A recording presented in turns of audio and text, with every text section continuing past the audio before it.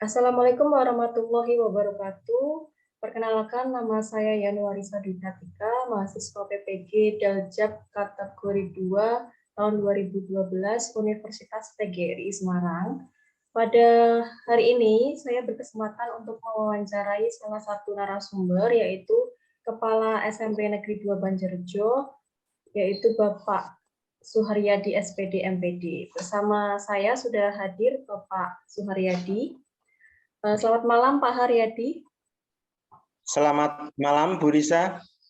Ya, bagaimana kabarnya malam ini Pak Har? Alhamdulillah sehat.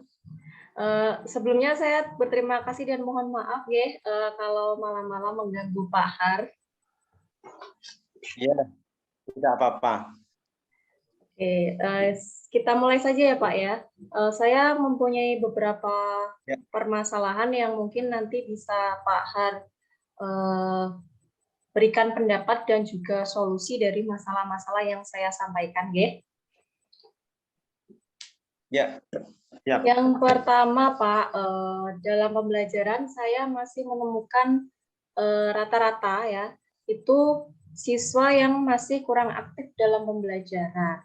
Walaupun saya sudah berusaha menjelaskan atau memberikan materi semampu saya, tapi tetap saja masih ada siswa-siswa yang kurang aktif. Nah, menurut Pak Har sendiri, penyebab dari permasalahan saya itu apa nih?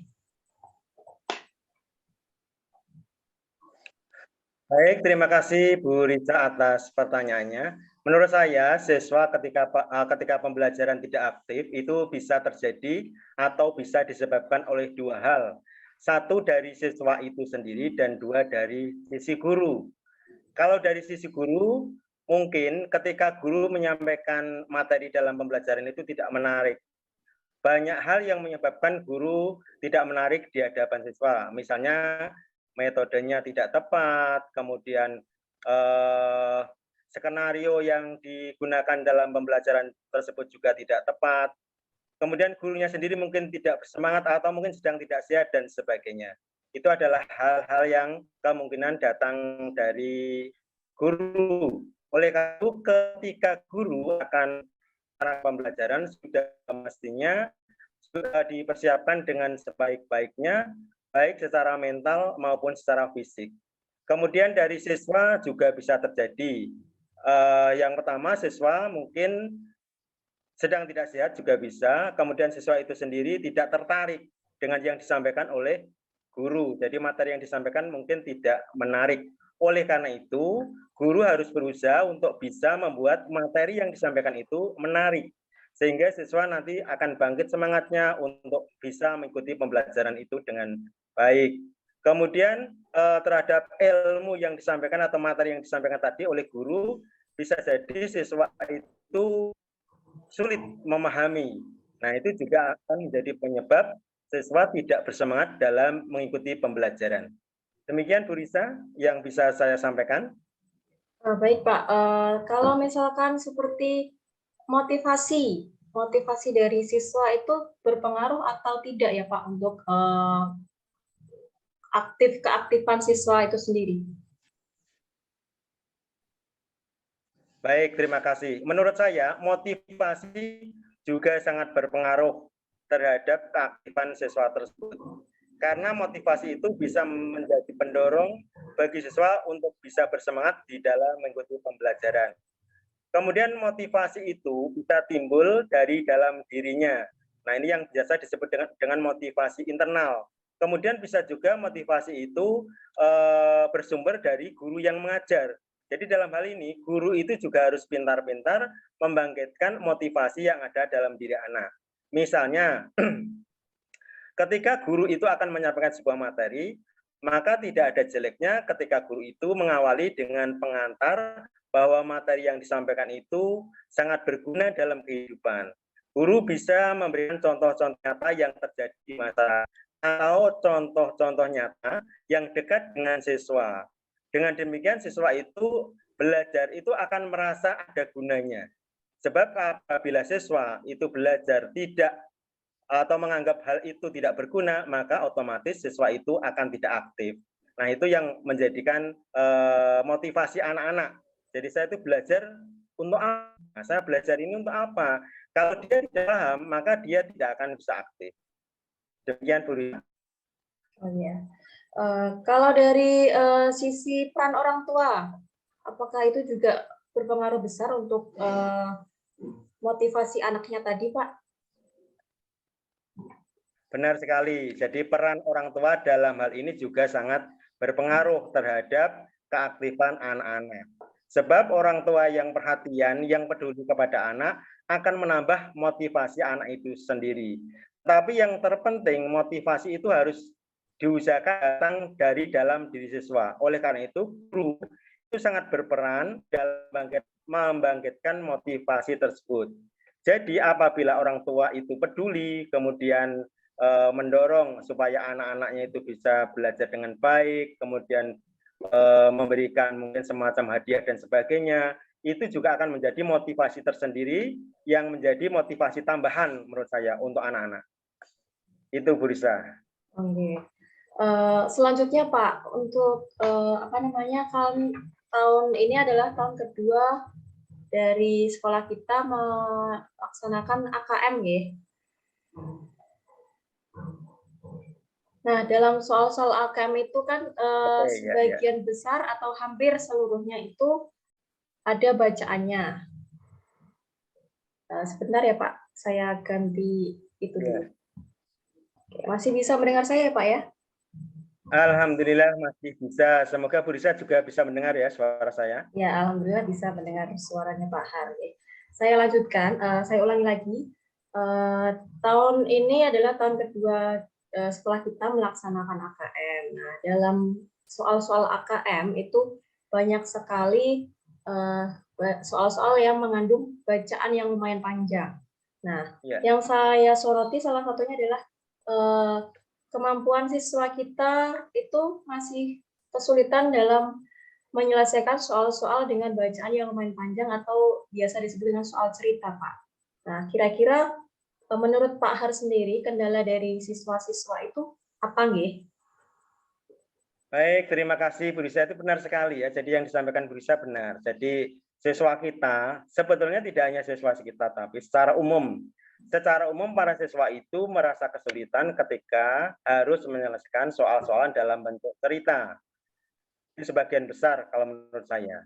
Mengapa itu terjadi? Yang saya amati ya menurut saya, karena anak-anak itu sendiri tidak dibiasakan untuk membaca teks terutama. Jadi mereka tidak dibiasakan sejak dini. Ya kita tidak menyalahkan dari SD-nya, juga jarang. Bahkan ketika di SD yang saya tahu, itu ketika mengerjakan soal-soal itu cenderung dalam bentuk pelatihan atau pelatihan yang istilah didrilkan begitu. Sehingga anak-anak itu hafal hanya jawaban, tetapi tidak pernah tahu bagaimana prosesnya. Apalagi membaca cerita. Oleh karena itu menurut saya, karena kita langsung anak itu di jenjang SMP, maka sejak mereka masuk harus kita biasakan untuk membaca. Dan alhamdulillah sekolah kita sudah ada program literasi, hanya yang saya lihat memang belum maksimal. Karena itu peran dari Bapak Ibu guru itu sangat penting, sehingga mereka ketika melakukan membaca itu bisa dengan baik, sehingga nanti bermanfaat dan hasilnya bisa dipertanggungjawabkan.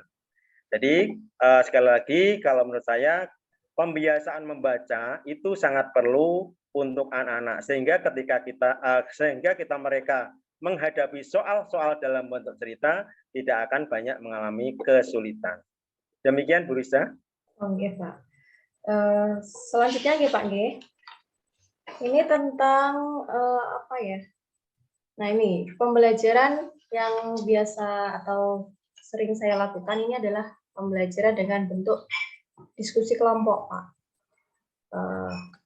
Tapi dalam kenyataannya saat saya melakukan diskusi kelompok ini masih ada kendala. Ya, salah satunya itu adalah siswa-siswa dalam kelompok itu belum bisa bekerja sama untuk menyelesaikan masalah, Pak. Nah, kira-kira kendala yang dihadapi siswa tersebut apa saja? Gitu. Ya, baik, terima kasih. Jadi ketika Bu Risa melaksanakan pembelajaran dengan diskusi kelompok, itu memang sudah bisa dipastikan bahwa mereka tidak akan bisa bekerja sama. Karena dalam kelompok tersebut, itu kemampuannya tidak rata. Jadi sebuah diskusi itu akan bisa berjalan dengan baik apabila peserta diskusi itu mau punya kemampuan yang hampir sama. Kalau kemampuannya itu sangat jauh perbedaannya, maka otomatis yang paling bawah nanti bergantung kepada yang paling tinggi. Kemudian yang paling tinggi itu biasanya akan menguasai kelompok tersebut. Sehingga hal yang diharapkan terjadi dalam diskusi kelompok itu tidak mungkin terjadi. Oleh karena itu ketika guru membentuk kelompok dalam hal ini untuk berdiskusi, itu harus betul-betul diperhatikan kemampuan anak-anak. Hanya ketika itu nanti dilaksanakan juga akan ada masalah lagi. Karena untuk kemampuan anak-anak yang katakanlah di bawah rata-rata, kemudian mereka itu harus berdiskusi kelompok, maka hasilnya juga tidak bisa diharapkan. Karena itu guru harus pintar-pintar untuk membuat variasi dalam kelompok tersebut. Jadi suatu ketika mungkin dalam kelompok itu ada istilahnya pemimpinnya yang paling pintar, kemudian yang lainnya biasa, kemudian suatu ketika kelompok itu dibuat dengan kemampuan peserta hampir sama. Itu menurut saya. Begitu Bu Risa. Oke Pak. Kalau misalkan dari gaya belajar ataupun karakteristik itu apakah juga ada pengaruhnya untuk diskusi sebuah kelompok, Pak? Menurut saya ada. Jadi gaya belajar anak-anak itu ketika dalam diskusi kelompok ada pengaruhnya. Misalnya anak-anak yang suka sendiri, ya gaya belajar menyendiri sendirian, maka mereka tidak akan mau ketika harus bergabung dengan yang lain. Karena ketika gaya belajar sendirian itu kemudian diterapkan dalam belajar bersama, mereka justru akan merasa terganggu. Karena itu ketika guru menyampaikan pembelajaran, kemudian juga menyinggung tentang belajar, harusnya hal itu disampaikan. Jadi kalau ingin diskusi kelompok itu bisa berjalan dengan baik, guru juga harus memulai mereka belajarnya bisa misalnya aja tidak individu, tetapi mungkin berdua saling bertanya jawab.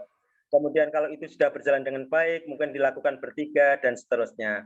Satu orang menjadi narasumber, satu orang ditanya dan seterusnya. Itu nanti akan melatih anak-anak ketika diskusi kelompok itu bisa berjalan maksimal. Begitu, Bu Risa. Ya. Nah, ada lagi Pak. Misalkan saya waktu itu kan membuat kelompok dan saya suruh untuk mempresentasikan hasil kelompok mereka. Semua anggota itu saya suruh tetap maju, tapi ada perwakilan dari anggota tersebut yang berbicara atau menyampaikan hasil dari kelompok mereka. Nah, tapi ternyata saat disuruh maju pun itu sudah di depan kelas itu masih tunjuk-tunjukkan Pak. Jadi waktu untuk mempresentasikan itu terbuang gitu loh Pak. Ya, ya. Nah itu pripun Pak. Oke.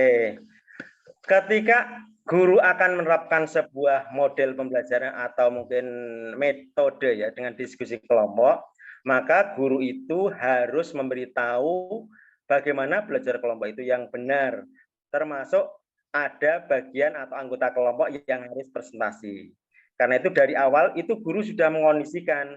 Jadi nanti yang presentasi diwakili oleh satu orang. Satu orang itu misalnya dikatakan bebas, tidak harus ketuanya, tapi bisa yang lain. Karena itu ketika berdiskusi kelompok itu juga harus sudah ditentukan dulu siapa yang nanti mewakili. Sehingga nanti ketika diminta oleh guru untuk presentasi, mereka tidak lagi seperti yang disampaikan Bu Risa, jadi sudah siap begitu. Jadi sekali lagi guru wajib memberitahu. Jadi setiap metode atau apapun yang dilakukan guru kepada anak-anak itu harus diberitahukan sehingga nanti anak-anak itu tidak buta begitu, tahu yang harus dia lakukan. Nah, dengan demikian nanti akan lebih meringankan guru itu di dalam pembelajaran. Demikian. Oke. Nah, selanjutnya Pak, itu ada permasalahan tentang ini kemajuan zaman kan juga berpengaruh pada kemajuan teknologi, nggih. Nah, teknologi sekarang itu sudah semakin canggih. Teknologi itu juga sadar atau tidak setiap kali kita beraktivitas itu dibutuhkan gitu ya Pak, termasuk dalam pembelajaran. Nah, pada kenyataannya di sekolah kita itu untuk pemanfaatan teknologinya itu belum maksimal Pak. Masih sangat sedikit guru yang menggunakan teknologi dalam pembelajaran. Saya akui salah satunya saya, karena saya juga jarang menggunakan teknologi karena keterbatasan saya. Nah, menurut Pak Har sendiri, dari guru-guru yang ada di sekolah kita itu, kendala-kendala apa saja yang dihadapi gitu Pak, sehingga beliau-beliau itu tidak atau belum bisa memanfaatkan teknologi untuk pembelajaran kita sehari-hari. Baik, terima kasih. Menurut saya, yang saya amati, mengapa Bapak Ibu guru enggan menggunakan teknologi itu yang pertama karena beliau tersebut itu memang gaptek. Jadi penguasaannya terhadap teknologi kurang. Itu yang pertama. Kemudian yang kedua, itu mungkin ya karena gaptek tadi akhirnya mereka cenderung lebih nyaman menggunakan metode ceramah. Jadi dari awal sampai akhir itu ceramah terus. Padahal seperti itu sekarang itu sebetulnya atau seharusnya sudah tidak dilakukan. Apalagi misalnya maaf ini matematika, IPA itu sangat tidak diperlukan. Termasuk mata pelajaran pemahaman yang lain itu juga mestinya tidak seperti itu, tidak ceramah begitu.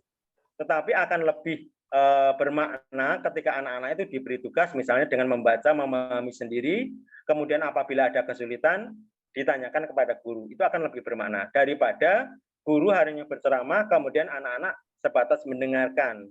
Karena menurut saya penangkapan atau daya tangkap dari mendengarkan saja itu sangat sedikit yang bisa diserap. Kemudian yang berikutnya, mengapa guru enggan menggunakan itu karena malas membawa. Karena itu idealnya memang sekolah itu harus punya ruang yang boleh disebut dengan ruang multimedia. Sehingga nanti guru-guru yang akan menggunakan teknologi itu bisa langsung datang ke situ. Bahkan yang lebih bagus lagi, itu setiap kelas itu sudah ada alat-alat yang diperlukan itu. Sehingga ketika guru akan menggunakan tidak perlu lagi ribet memasang dan sebagainya, tinggal memakai. Itu mungkin yang bisa dilakukan sehingga guru itu tidak ada alasan untuk menggunakan tadi teknologi, kemajuan teknologi atau alat-alat yang diperlukan. Termasuk dalam hal ini alat peraga, begitu. Kemudian karena tadi banyak guru yang katakanlah kurang memahami di dalam penggunaan teknologi, maka guru-guru tersebut juga tidak ada jeleknya bila diadakan pelatihan. Dengan demikian, nanti insya Allah kalau semua tadi yang saya sampaikan sudah terpenuhi, maka guru tidak ada lagi alasan untuk tidak menggunakan teknologi. Padahal di zaman ini itu teknologi itu sebuah keniscayaan yang harus digunakan. Begitu Bu Risa ya. Kalau ini Pak, misalkan apa namanya, kalau hanya gurunya yang menampilkan itu kan kemudian juga masih apa ya, kurang menarik ya Pak ya. Misalkan saja seperti yang sudah beberapa guru lakukan itu kan mengizinkan siswa-siswa itu membawa HP. Ya. Nah, tapi dalam kenyataannya juga masih ada siswa saat membawa HP itu, walaupun dia bawa HP, ternyata dia juga tidak bisa mengikuti pembelajaran yang dilakukan menggunakan teknologi tersebut, Pak. Dan juga ada beberapa siswa yang malah membuka aplikasi yang lain, seperti membuka YouTube dan lain-lain. Nah, itu bagaimana cara meminimalisir keadaan-keadaan seperti itu, Pak? Ya, baik, terima kasih. Saya sangat mendukung ya ketika Bapak Ibu guru itu di dalam pembelajaran meminta anak-anak membawa HP. Tetapi sekali lagi, karena anak-anak itu masih anak-anak ya, jadi tingkatan berpikirnya masih anak-anak, mentalnya juga belum siap, maka guru itu perannya sangat penting di dalam penggunaan HP tersebut. Sebelum pembelajaran dimulai, maka HP itu saya sarankan untuk dikumpulkan kepada guru yang bersangkutan. Kemudian ketika nanti pada saat pembelajaran bisa dibagikan. Itu yang pertama. Yang kedua, guru harus menguasai bagaimana menggunakan HP tersebut. Karena guru ini kan harus membimbing ketika menggunakan HP itu.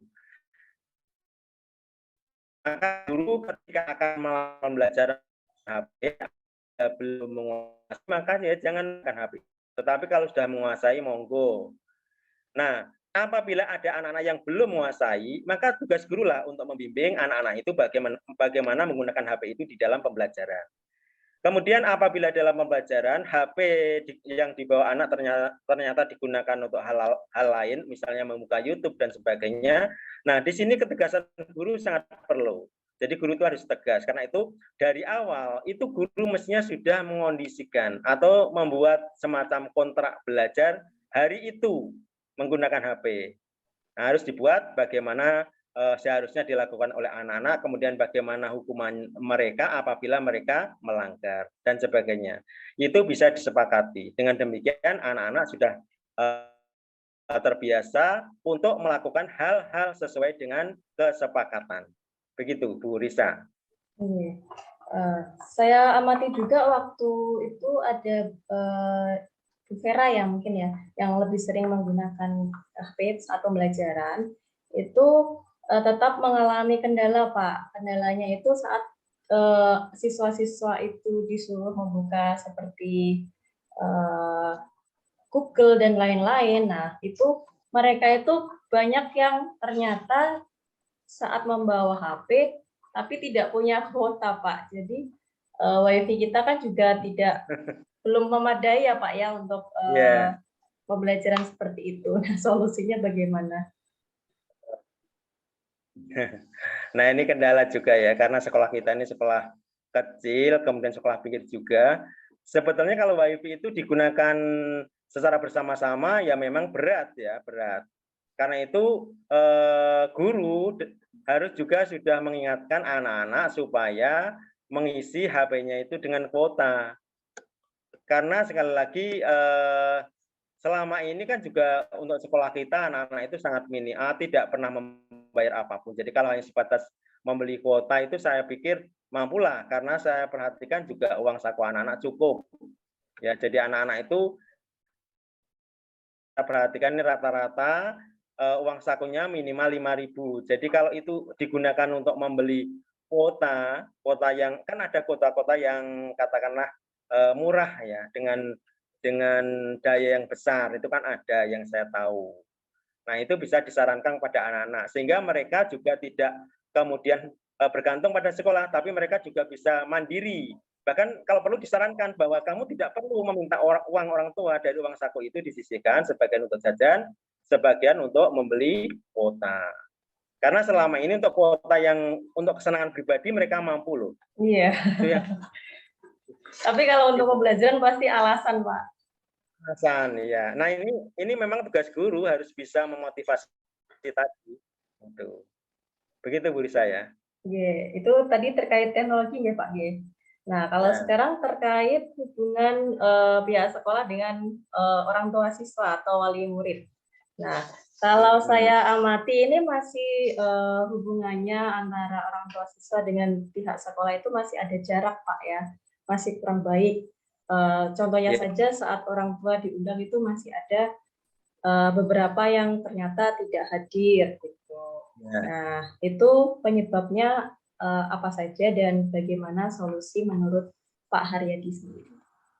Iya, ini memang berat ya Bu Risa. Jadi orang tua di sekolah kita itu rata-rata pemahamannya terhadap pendidikan itu masih rendah atau masih kurang.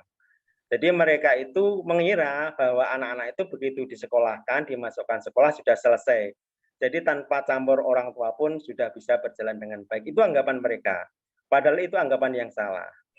Karena itu sekolah berusaha, meskipun mungkin hasilnya juga tidak bisa seperti yang kita harapkan, untuk bisa menghadirkan orang tua pada momen-momen tertentu ya, misalnya pada penerimaan rapot, kemudian pengumuman, sosialisasi program sekolah, itu sekolah selalu mengundang orang tua untuk hadir di sekolah.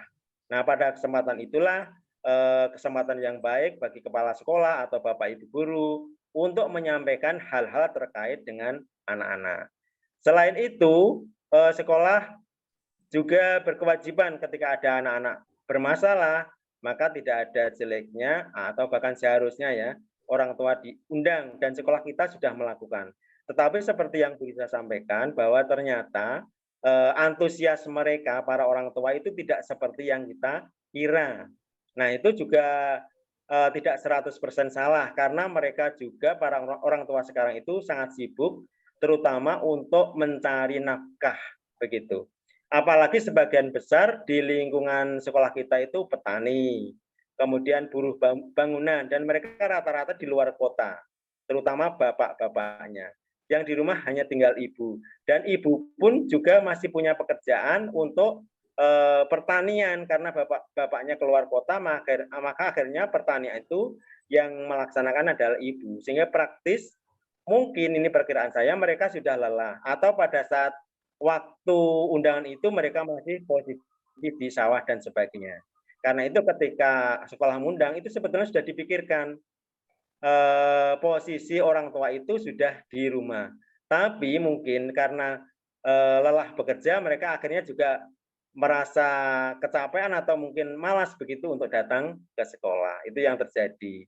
Nah, karena itu kita ya pihak sekolah itu jangan sampai merasa bosan untuk senantiasa mengingatkan bahwa keberhasilan anak-anak itu tidak sepenuhnya bergantung pada sekolah, tapi juga bergantung pada peran orang tua.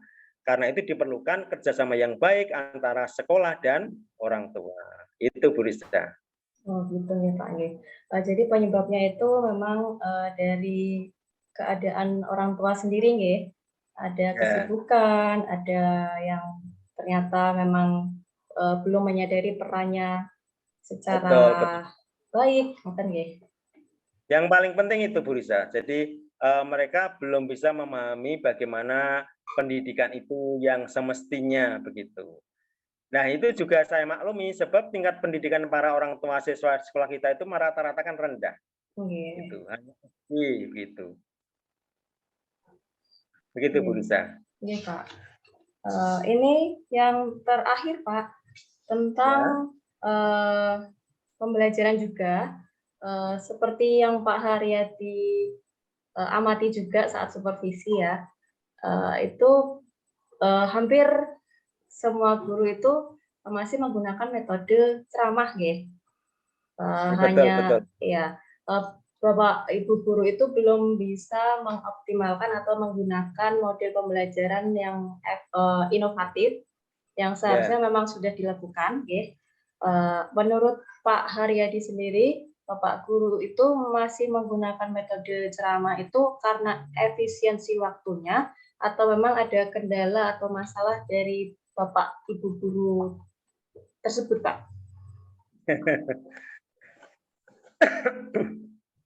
Ini kalau menurut saya, mengapa sebagian besar Bapak Ibu guru lebih suka menggunakan ceramah, karena beliau memang sudah merasa nyaman dengan metode itu. Bahkan ada yang merasa kalau belum ceramah itu tidak merasa jadi guru, belum mantap begitu. Mereka tidak yakin dengan model pembelajaran yang sudah dikenalkan, bahkan sudah mereka terima ketika mengikuti pelatihan.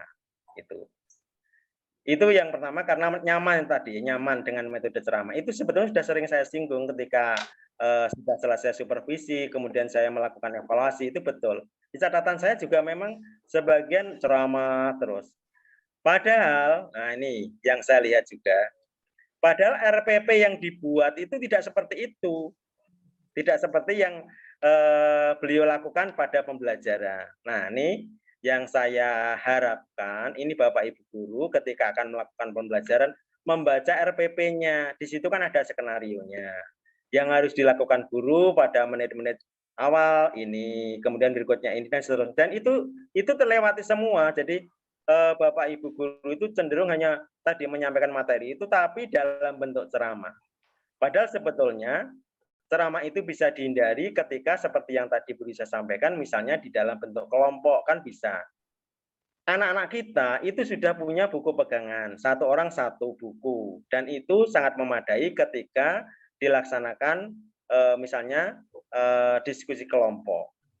Tapi ya tadi karena sudah merasa nyaman, akhirnya Bapak Ibu guru itu lebih suka berceramah, bahkan untuk mapel-mapel eksak ya, yang mestinya tidak ceramah, Bapak Ibu guru juga masih ceramah saja itu. Itu yang saya tahu seperti itu. Kemudian Bapak Ibu guru mungkin ya ini kemungkinan itu malas untuk menggunakan model-model pembelajaran yang inovatif. Karena untuk model-model pembelajaran tersebut memang memerlukan keterampilan dari Bapak Ibu guru. Karena itu sebetulnya kalau menurut saya, kalau memang Bapak Ibu guru itu merasa kesulitan, maka tidak ada jeleknya nanti misalnya saja untuk sekolah kita diadakan pelatihan semacam micro teaching begitu. Jadi ada guru yang melakukan pembelajaran dengan model pembelajaran inovatif, kemudian yang lain bisa melihat, sehingga nanti bisa tertular lah itu. Tapi alhamdulillah Bu Risa ini ada rekan kita, rekan guru kita itu juga sudah menggunakan pembelajaran yang inovatif itu. Jadi sudah melakukan itu. Dan saya amati dari awal sampai akhir memang betul itu sesuai dengan RPP. Bahkan guru tersebut juga menyelipkan semacam coffee break. Jadi ada jeda yang membuat anak-anak itu fresh begitu. Nah, itu sebetulnya harusnya seperti itu gitu. Tetapi sekali lagi jeda untuk coffee break itu tidak ngelantur yang jelas. Saya amati juga tidak ngelantur, hanya beberapa menit. Kemudian ketika anak sudah segar begitu, dilanjutkan. Nah itu mestinya seperti itu. Nah guru-guru yang seperti itu biasanya nanti anak-anak akan senang kalau ditanya ya ketika melakukan istilahnya apa itu ya untuk pembelajaran yang terakhir itu perenungan atau apa itu? Saya lupa itu. Refleksi ya. Ketika melakukan refleksi itu anak-anak ketika ditanya itu pasti akan menjawab senang dengan hal seperti itu. Gitu. Nah ini yang perlu dilakukan ketika melakukan refleksi itu juga guru harus mengondisikan jawaban anak itu betul-betul jujur. Jadi jangan semacam ada tekanan begitu sehingga mereka itu bebas menyampaikan. Nah itu. Nah karena itu sekali lagi ini harus dilatihkan. Jadi ketika anak-anak itu melakukan refleksi juga harus disampaikan bahwa ini tidak ada salah benar begitu. Silakan sampaikan apa yang kamu rasakan, jujur. Jadi tidak ada kalau itu benar, kalau ini salah tidak boleh seperti itu. Karena refleksi itu tujuannya adalah untuk mengevaluasi yang sudah dilakukan sebelumnya pada saat pembelajaran itu. Sehingga nanti guru itu bisa merancang pembelajaran yang mungkin lebih menarik lagi seperti yang sudah dilakukan. Itu yang saya tangkap ya. Jadi sekali lagi harapan saya itu memang Bapak Ibu guru maulah mencoba menerapkan model pembelajaran yang inovatif. Jadi minimal mungkin tidak sempurna dulu lah begitu. Tapi sudah ada upaya itu. Tapi sekali lagi saya bersyukur karena rekan guru kita ada itu. Hanya tidak saya sampaikan di forum. Ada itu, sudah sama. Wah, seperti ini begitu loh. Dan anak-anak senang itu. Dan sebetulnya untuk katakanlah untuk membuat anak-anak senang itu kan sudah banyak sumber. Jadi di YouTube seperti yang Bu Risa sampaikan tadi banyak itu. Hanya kita itu mau atau tidak itu sajalah itu. Begitu Bu Risa ya. Iya Pak. Oke Pak, hanya itu yang saya tanyakan. Terima kasih sudah menjawab pertanyaan-pertanyaan saya dan juga sudah memberikan solusi dari masing-masing masalah. Sekali lagi mohon maaf setelah mengganggu waktu istirahat dari Pak Har. Ya, tidak masalah. Asalkan saya bisa, saya akan bantu. Oke, kurang lebihnya saya mohon maaf ya Pak ya. Kita akhiri Zoom hari ini. Wassalamualaikum warahmatullahi wabarakatuh. Waalaikumsalam warahmatullahi wabarakatuh. Terima kasih Pak Har. Kembali.